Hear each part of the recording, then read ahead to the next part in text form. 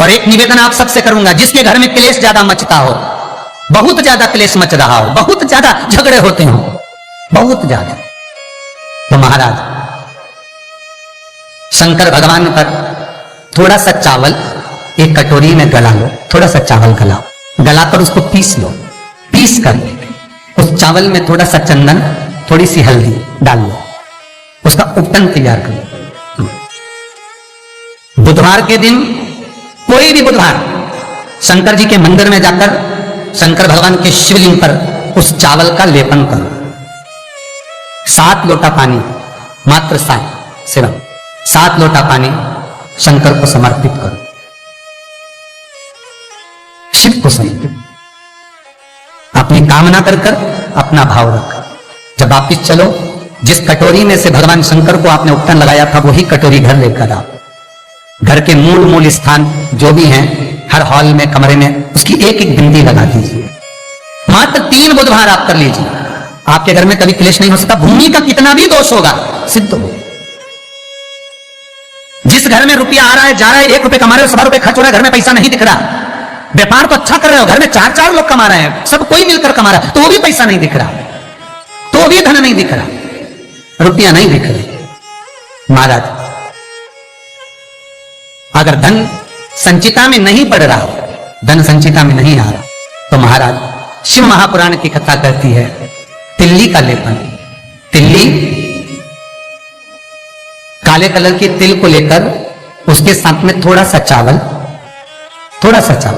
और हमारे यहां चावल के साथ में चावल की धान आती है, आपको बाजार में मिल जाएगी चावल की धान, जिसको जौ का बाद अलग हो जाता है, जौ गेहूं की हो जाती है, पर चावल की धान कहते हैं उसको। इन तीनों को एक कटोरी में रख लो, तीनों को पानी में गलाना नहीं है, बस कटोरी में रख लो। महाराज दरवाजे के नजदीक में, जब दरवाजे से अपन बाहर निकलते हैं तो उल्टे भाग में उसको रख दिया जाए। घर से 1 लोटा पानी जिसमें कच्चा दूध मिला हो, वो कटोरी शनिवार के दिन रखकर, रविवार को उठाकर ले जाकर कलश नीचे रखकर, सीधे हाथ में कटोरी रखकर शंकर जी को समर्पित कर दो। जल चढ़ा दीजिए। बाबा भोलेनाथ के जो चरण पादुका है, उस पादुका में वही तिल्ली, वही चावल का भात, वही जौ, जो आप चावल का धान बोलेंगे, धान, उसको लेकर दोनों भाग पर समर्पित कर दो। आते समय वो दोनों भाग पर चढ़ी हुई तीनों चीजें उठाकर लेकर आ जाइए। दुकान में, व्यापार में, व्यवसाय वाली जगह पर उसको रख दीजिए। कभी जिंदगी में संपदा कम नहीं होगी, महाराज संपदा बढ़ेगी। 3 रविवार आपको करना है सुख की प्राप्ति के लिए, ये भूमि के दोष को मिटाने के लिए। आपको कथा में पहले भी कहा था, 12 नक्षत्र, समय, घड़ी, पल, दिन, ये जितने भी बनाए हैं मेरे महादेव ने बनाए, मेरे शंकर ने निर्मित किए। एक एक पल, एक एक घड़ी, एक एक क्षण शिव बनाता। 4 महीने चतुर्मास के भगवान विष्णु देव सोनी एकादशी पर जब सोने जाते हैं तो भगवान शंकर को बुलाकर कहते हैं, ये 4 महीने जितना दान, पुण्य, सत्कर्म, संकीर्तन, भजन, कीर्तन जो होगा शंकर, ये मैं नहीं करा सकता, तुम करा सकते हो। इसलिए चतुर्मास की शुरुआत ही श्रावण से, इसलिए चतुर्मास की शुरुआत ही श्रावण से। शंकर कहते हैं पहले जल में चढ़वाता हूं, पहले मैं भजन करवाता हूं, स्मरण करवाता हूं, कीर्तन करवाता हूं। जितना भजन, दान, पुण्य, स्मरण, नाम, कीर्तन जो होगा चतुर्मास के अंतर्गत, वो सब देवभाग को प्राप्त होगा। पितरों को, पूर्वजों को, आहूतों को दान करो, पुण्य करो, सत्कर्म करो। चाहे गौ माता को दो, चाहे बहन बेटी को दो, चाहे किसी भिक्षुक को कुछ दो। उस समय तुम्हारे चेहरे पर सल नहीं होना चाहिए, उस समय तुम्हारे चेहरे पर, तुम्हारी नैनों में अश्रु नहीं होना चाहिए, उस समय तुम्हारे चेहरे पर प्रसन्नता होना चाहिए। घर पर बहन बेटी आ जाए और बहन बेटी राखी बांधने आई, बहन बेटी 30 त्योहार पर आई और तुमने 1 साड़ी दी या 500 रुपए दिए या 1000 रुपए दिए या 2000 रुपए दिए और भाभी का मुंह भगोने जैसा हो गया, चेहरा उतरा हुआ। भाई राखी बंधवाने बैठा तो पहले जेब में अंदर से जाकर पत्नी से पूछ कर आया, इसको 500 देना है कि 300 देना है। राखी बंधवाने से पहले, पाटे पर बैठने से पहले, आसन पर बैठने से पहले, सोफे पर बैठने से पहले, जब भाई राखी बंधवाने बैठता है तो पहले अंदर जाकर अपनी धर्मपत्नी से पूछता कितना देना है। क्यों भैया, कमा तू रहा है, ला तू रहा है, तो फिर धर्मपत्नी से क्यों पूछा कि कितना देना है। पत्नी को यह कहना था, आज मेरा मन है, बहन साल भर से नहीं आई, कुछ तो लॉकडाउन में 4 महीने से फोन तक पे बात ही बात होती रही, आई नहीं, 1 साल हो गया। मेरा मन कर रहा है आज मेरी बहन को मैं 2000 रुपए दे दूं, साड़ी के भी हो जाएंगे, चूड़ी के भी हो जाएंगे और देना हो जाएगा। आज मेरा मन कर रहा है। तुम्हें बोलना चाहिए, तुम्हें बताना चाहिए।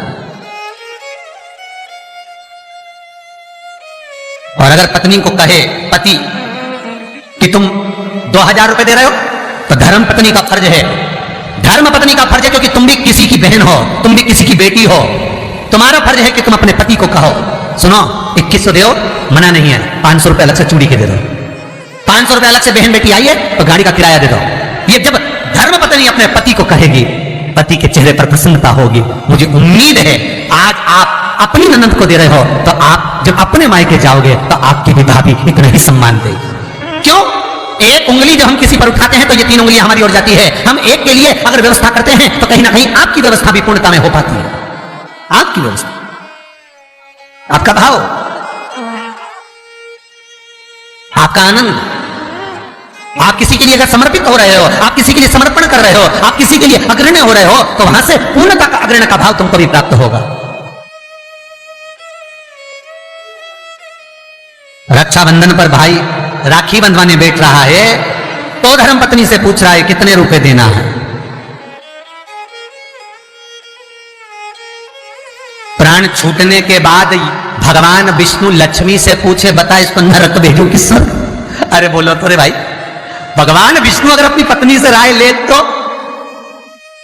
भोलेनाथ देने से पहले पार्वती से राय ले तो, इंद्र कार्य संभालने से पहले इंद्राणी से राय ले तो, ब्रह्मा ब्रह्माणी से राय ले तो नहीं, नहीं। अगर यमराज अपनी धर्मपत्नी दक्षिण से पूछे, ए दक्षिणा तू बता कि ये जो मरा है इसको मैं स्वर्ग भेजूं कि नरक? तो सबसे ज्यादा अगर दक्षिणा देवी बोलेगी तो एक ही बात बोलेगी यमराज की पत्नी, एक काम करिए इसको नरक भेज दो। क्यों? क्योंकि ये कभी दक्षिण मुख कर कोई काम ही नहीं करा।